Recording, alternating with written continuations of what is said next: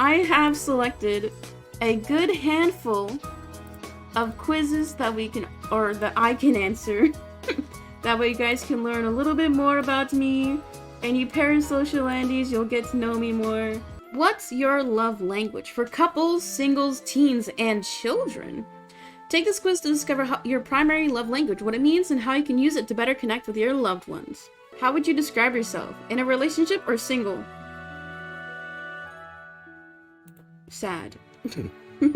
Why is it calling me out? It's more meaningful to me when someone I love sends me a loving message for no reason, or I hug someone I love. Why are they using love already? I think that's a bit too forward.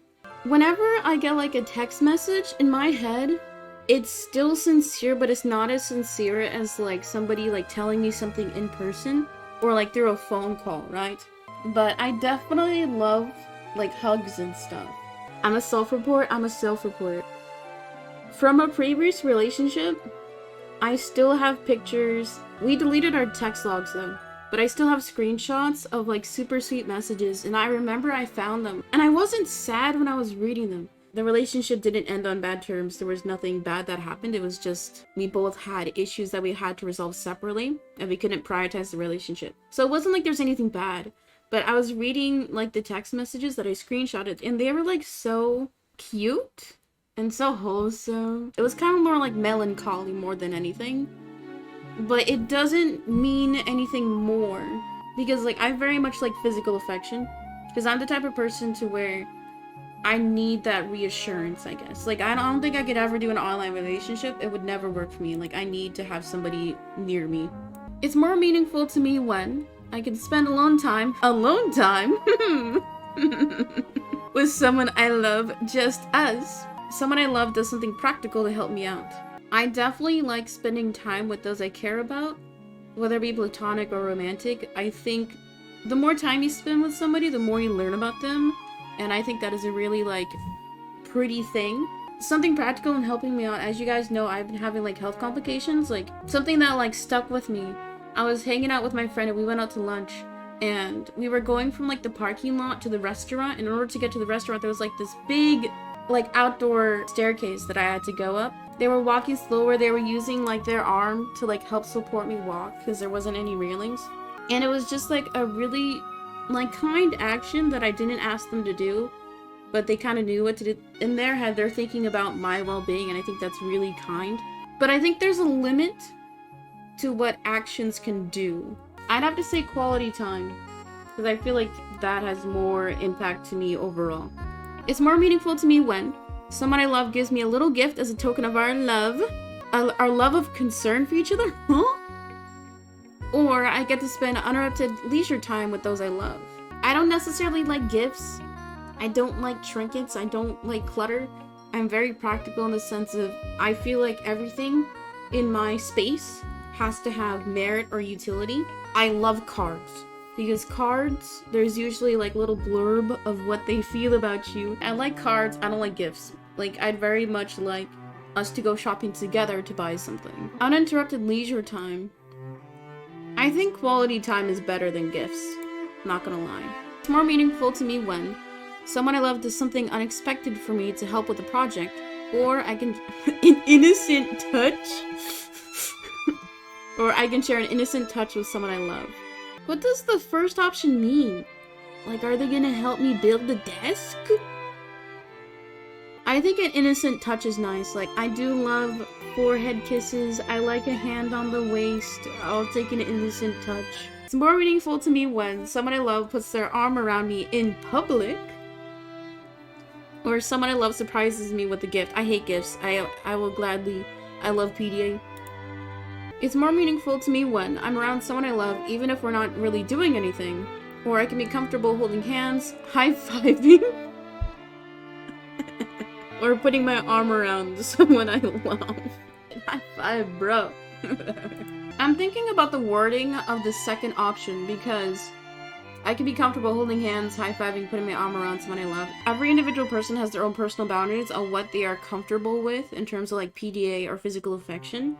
And to me, it needs to be communicated properly to where You can't just like touch somebody without asking, even if you are together, even if it's like intimate or a more like wholesome, innocent touch. You still need to like establish whatever your partner is comfortable with.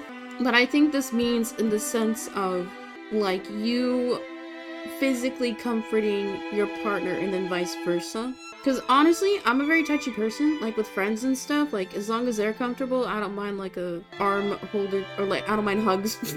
I was gonna say cuddling, but I've never cuddled with a friend. I think that's a bit much. Do I kiss the homies? No. That's for my lovers only. I get very comfortable very quickly. Being able to be comfortable in the silence, I think is nice. It's more meaningful to me when I sit close to someone I love or I'm complimented by someone I love for no apparent reason. I do like words of affirmation. I like being praised.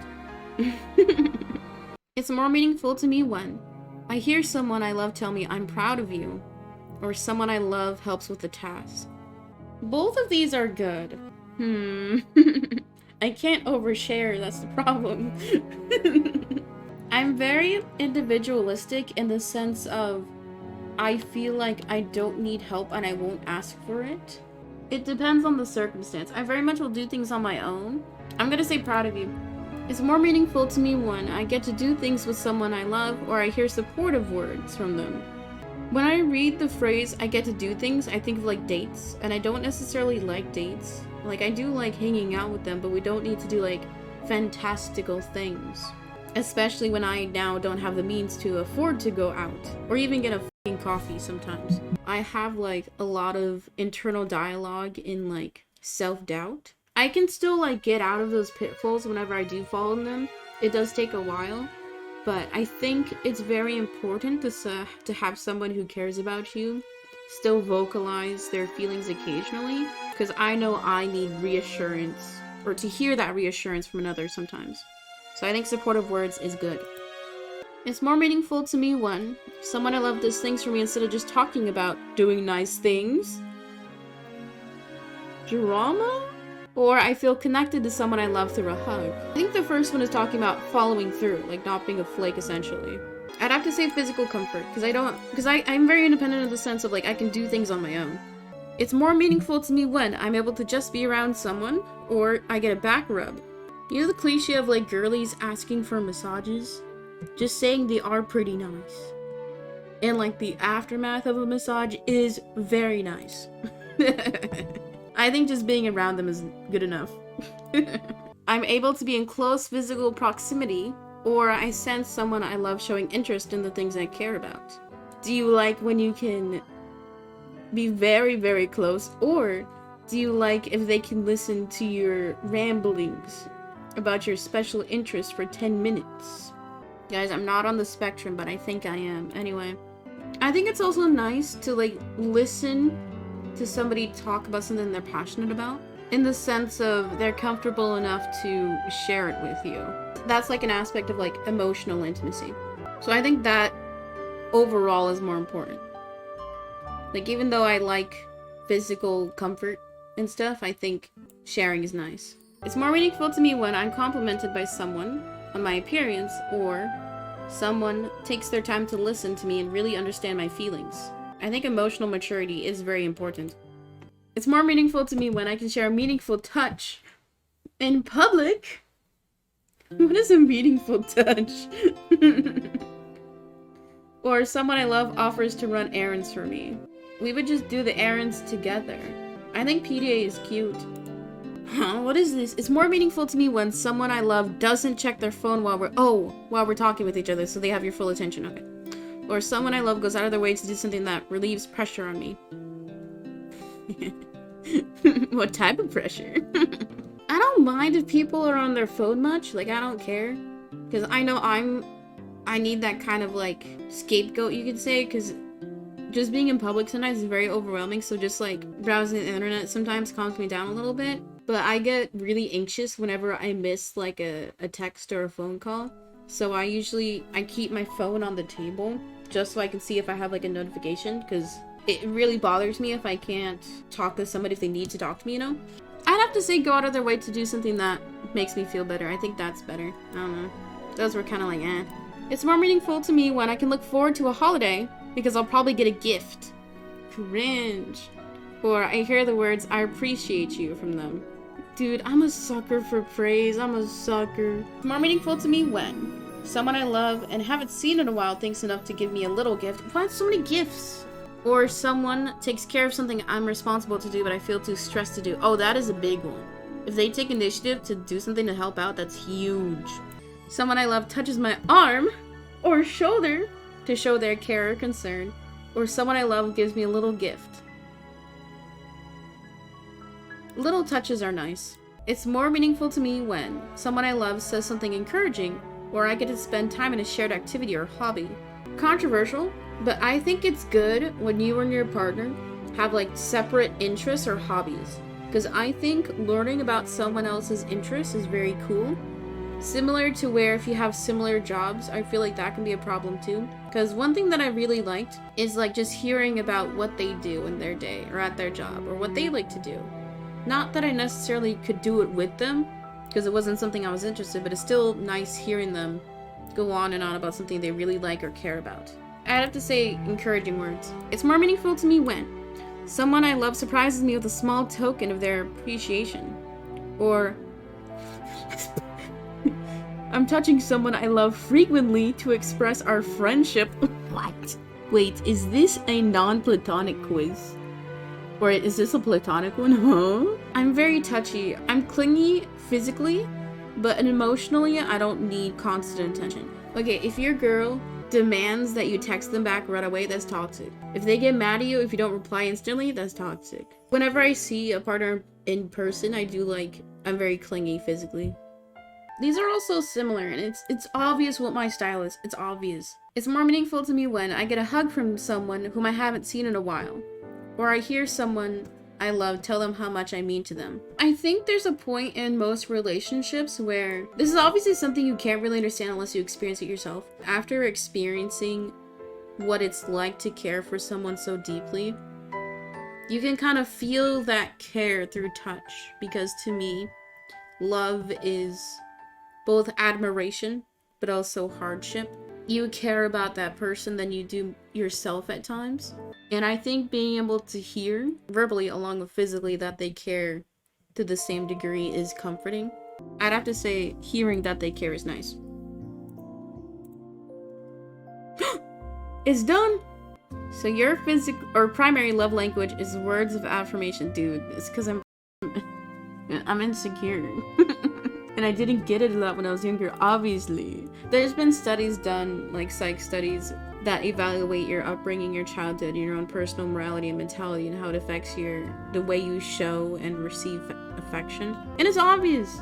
Everything during your fundamental years of childhood affects your adult mentality. And that's why I think it's so important to acknowledge that there are multiple forms of abuse, whether it be physical, there's financial, medical abuse. There's a lot of levels to it, and they all affect how you conduct yourself as an adult, and also how you view social dynamics as an adult. Words of affirmation, 33%.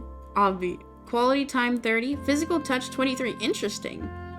I personally thought physical touch would be the highest. Acts of service, 13. Receiving gifts, 0. I don't like gifts.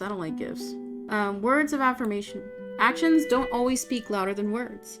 If this is your love language, unsolicited compliments mean the world to you. Hearing the words, I love you, cringe, are important. Hearing the reasons behind that love sends your spirit skyward. Insults can leave you shattered and not easily forgotten. You thrive on hearing kind and encouraging words that build you up.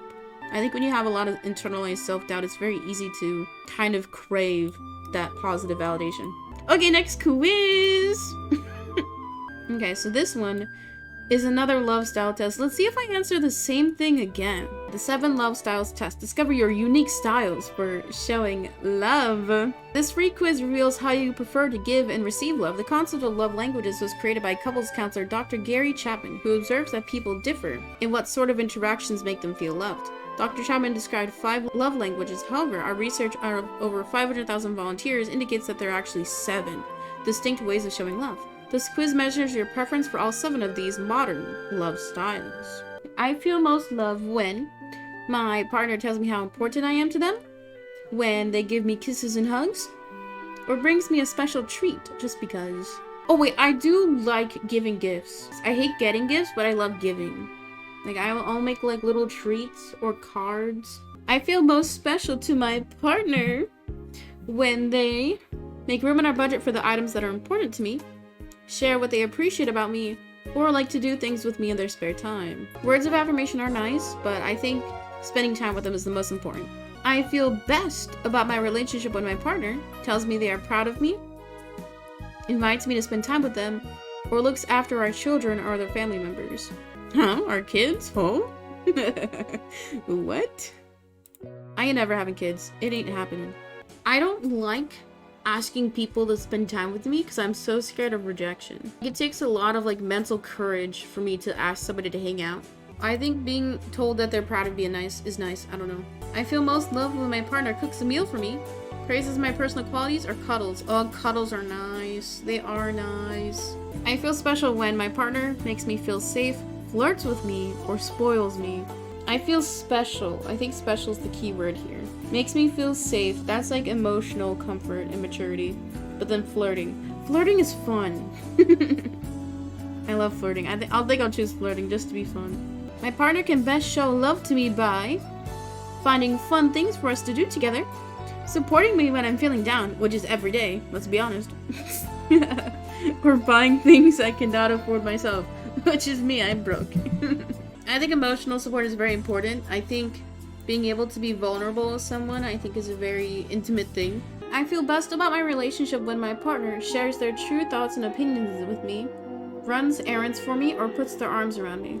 Feels best about my relationship. I think emotional intimacy is very important in a relationship if you want it to last long term. So I think this is the most reassuring thing out of everything. I feel closest to my partner when they help me with my to-do list, praise my achievements, or discuss important decisions with me. I think discuss important decisions because that shows that they respect and value my perspective.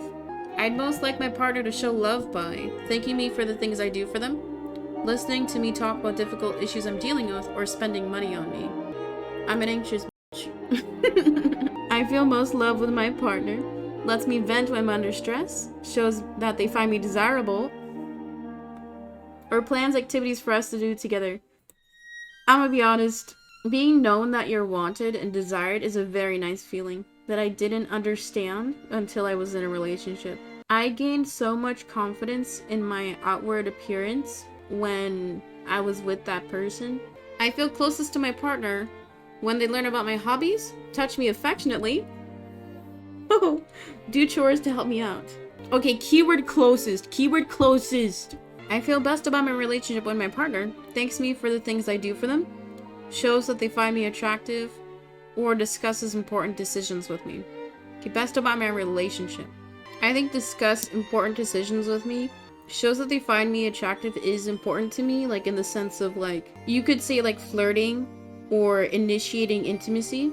I feel special when my partner values my opinion, listens to me talk about my problems, or buys me special gifts. I'd have to say values my opinion. I feel like a lot of these questions are just rehashing or rearranging different options next to each other. Okay, I feel most love when my partner shares their plans and dreams, plans activities for us to do together, or runs errands for me. Shares their plans and dreams? I feel like that's talking about our future, and I don't like thinking too far ahead. And I'm usually the one who plans activities. I like being in control in that sense, because I feel like if anybody does like a surprise date, I would lose my mind. Because there's so much anxiety in the unknown. So if anybody ever does like a surprise birthday party or a surprise date, I would hate it. If we're gonna plan something, do it together, is my opinion. I think runs errands out of these three, they're all kind of crummy. I feel appreciated by my partner when they give me recognition for my achievements, plan a big surprise, I hate surprises, I just said I hate surprises, or joins me in hobbies. I like praise, I like being recognized for what I can do. I feel closest to my partner when they take care of me when I'm not feeling well, plan future goals with me, or do chores around the house. I never lived with my partner. Taking care of somebody when they're sick is so cute. I would love for that to happen. But I never get sick, so it will never happen. Your partner had a hard day at work. What will you do to support them? Rank each action based on how likely you would be able to do this for your partner. There's a lot of things I'd do. Okay. Encourage them to talk about it and listen compassionately. Oh, yes, that'd be the first thing I'd do. Ask them about what happened and help them problem solve. That'd be the first thing I'd do. Clean the house and make dinner. I'm not no housewife. But I would make dinner anyway. I wouldn't do that just to make them feel better. Because I think the societal standard that women have to be the housewife, even though it's normal for like women to have like a full-time job. So I think it's bad when men have like the same amount of work hours but they don't help around the house. I think that's bad. You're not putting equal effort into the relationship. It's different if like the wife stays at home and doesn't have a job, because then she'd have ample time to do the housework. Because housework, if you're looking at hours per week, it's essentially part-time. So it's unfair for men to still expect women to do all the housework or take care of the kids when they are doing the same amount of work hours as the husband. Suggest spending the evening doing something fun together. Like what? There's a lot of ways to have fun. I'll put second likely, because I would still like want to make sure they're okay, but then to have some fun. Give them a big hug and then offer a massage. Obviously, I would hug them when they walk in the door. I think offering a massage is a bit much, because I don't do that. I like receiving. Let's do second unlikely. It's your partner's birthday. How will you celebrate? Book a table at a fancy restaurant and get them a nice gift. I wouldn't do that. I've never gone to a super fancy restaurant, and I feel like there's so much pressure. And also, I'm broke. Because when I was in the relationship, I had more money than them in the sense of I had less financial obligations, so I had more spending money. Arrange to spend time together in a place they love to visit. Oh, that'd be adorable.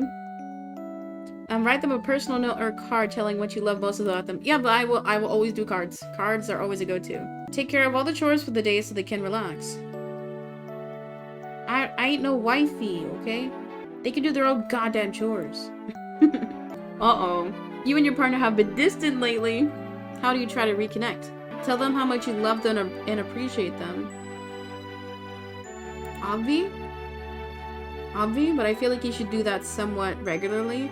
Ask them how they've been feeling about your relationship. Oh, that's too much. That's like asking, do you want to break up? This is a can of worms you don't want to open too bluntly like that. Plan some time together, do an activity that you both enjoy. Yeah, I feel like that'd be reasonable. Try to get close physically with cuddles or yeah. I mean, like, that should work. Nah, I don't know. You notice your partner going above and beyond in your relationship lately. How do you show your appreciation? Offer to join them in one of their favorite hobbies or activities. Yeah, I guess. Treat them with an unexpected splurge, like a spa day, a fancy night out, or tickets to a sport event. I would probably do that. If I could afford it, I'd probably do that. Surprise them by completing some chores that are usually their responsibility. No, they can do their own f***ing chores. Explain what their actions mean to you and just how much you appreciate it. Yeah. Verbally tell them, give them kisses or physical affection. I mean, I feel like you would do that normally. Not like I would do it anymore.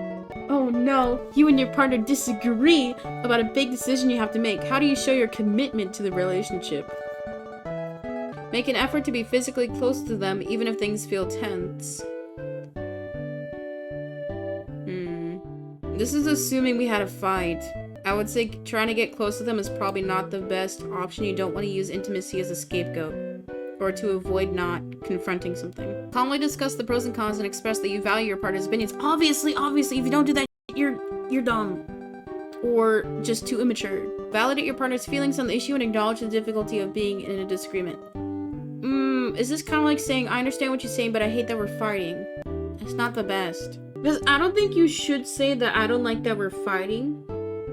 Because that to me says that you saying that don't know how to communicate properly. Let them know how much you appreciate their knowledge and insight on the matter. I don't know. I don't know if that's like the best. I think these two, calmly discuss the pros and cons and let them know you appreciate their opinion is important. Your partner confesses that they hate their job. How do you give them support? Offer to support them financially if they want to quit. Ooh. If I'm a rich bitch, yeah, fucking quit. You should do something that makes you happy, or something that isn't too horrible to get by. And focus on yourself a little bit. If I can financially do that, I would offer that, honestly. Help them figure out strategies to deal with the issues they're having. Yeah, obviously. You want to be able to help them be able to navigate issues on their own. Sympathize with the stress they're going through. I feel like you should do that. Be a nice, kind, empathetic person? Question mark. Offer to take on more of the responsibility at home so they can have more time to decompress. No, I think they should still do the same amount. Like, I'm still stressed as they can do their own chores. Compliment them on their strength and persistence in working through this difficult time. Yeah, you need to validate that they're doing a good job. Your partner shares that they are feeling overwhelmed by their responsibilities. How do you help out? Offer to hire someone to help them. A housekeeper, babysitter, assistant. Is it weird that I've never liked the idea of a housekeeper? Like, even if I had money. Honestly, housework isn't that bad. I think a lot of it comes down to, like, your own, I guess, mental workload, in the sense of there are some days where, like, I can clean the whole house. And then there's some days where I just don't want to do the dishes.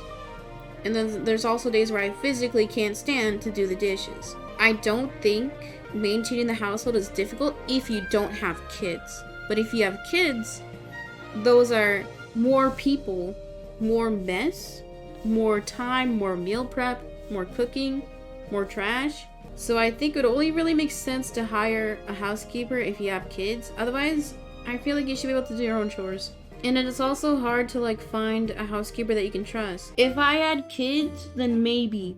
But otherwise, if we're grown-ass adults with no kids, we don't need a housekeeper. Take on some of their tasks to lighten their load, yeah. If they're saying that they're getting overwhelmed, then yeah, I would offer at that point. Empathize with their feelings and stress and assure that everyone feels overwhelmed sometimes, yeah. You have to reassure them. Help them figure out ways to be more efficient or effective with their workload. When somebody is telling you that they're feeling overwhelmed, they don't want advice.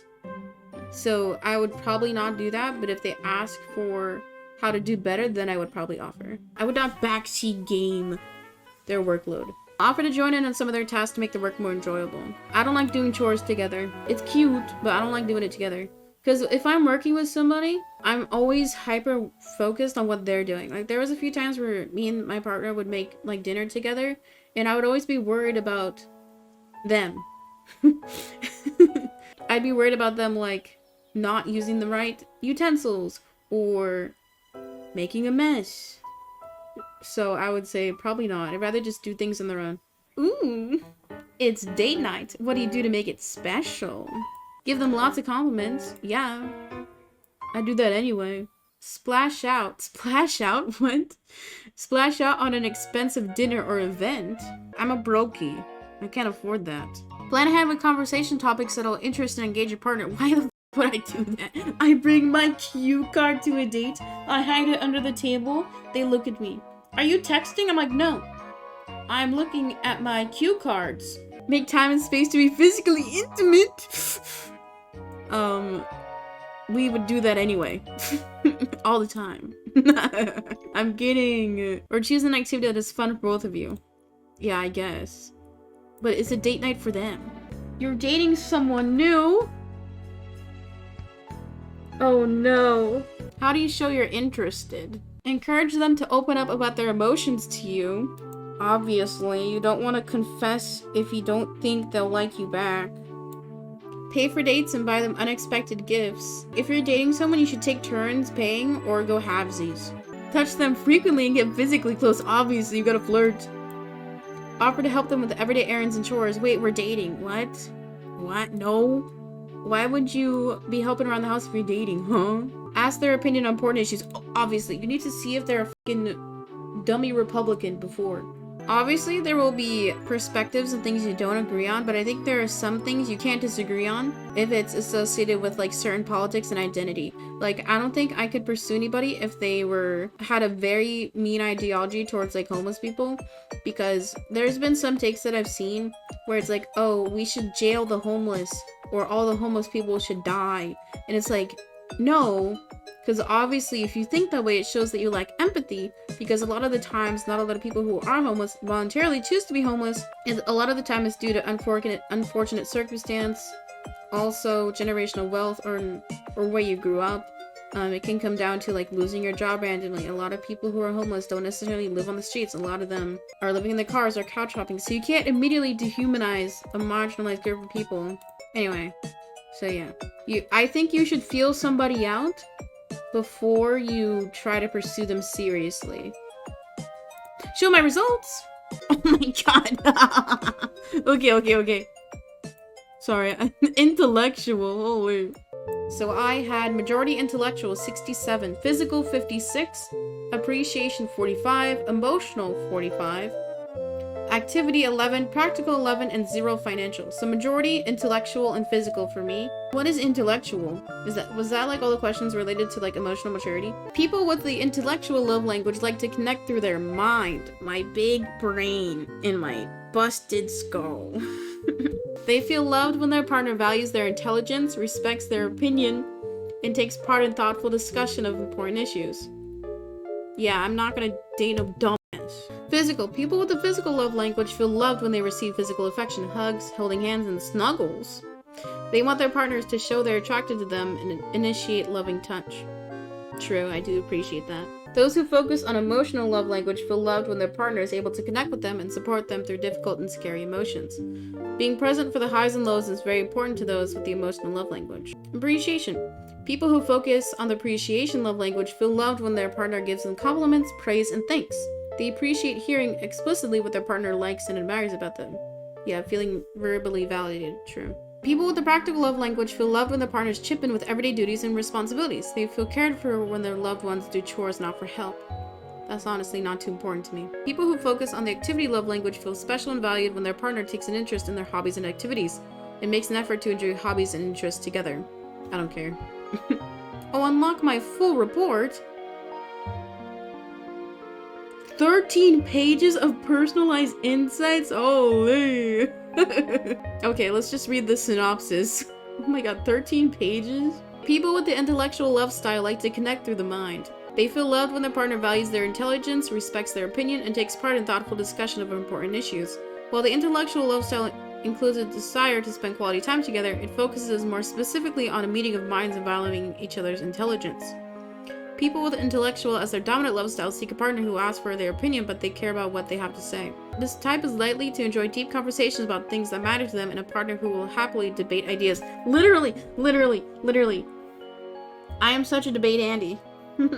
You feel most loved when your partner takes a deep interest in what you say and how you think, respects and values your opinions, and wants to think with you about things that matter. I guess that is right. That is true. I do appreciate that. Such a deep, because yeah, this one was crazy. Talking about heavy things. You can join in on the discussion if you follow the channel.